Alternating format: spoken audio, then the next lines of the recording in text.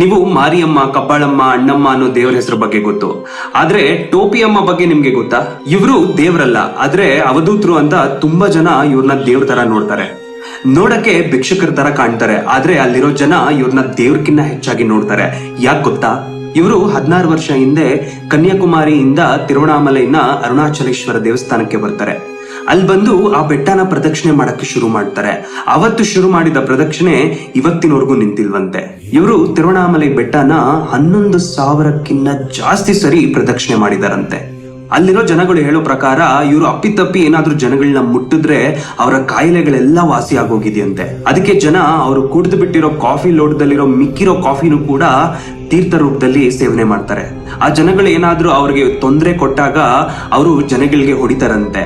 ಆದ್ರೆ ನಮ್ ಜನ ಅದೇ ಮಹಾಭಾಗ್ಯ ಅಂತ ಹೇಳ್ತಾರೆ. ವಿಚಿತ್ರ ಅಲ್ವಾ? ನಿಮ್ಗೇನ್ ಅನ್ಸುತ್ತೆ ಇದ್ರ ಬಗ್ಗೆ? ಕಮೆಂಟ್ ಸೆಕ್ಷನ್ ಅಲ್ಲಿ ಹಾಕಿ.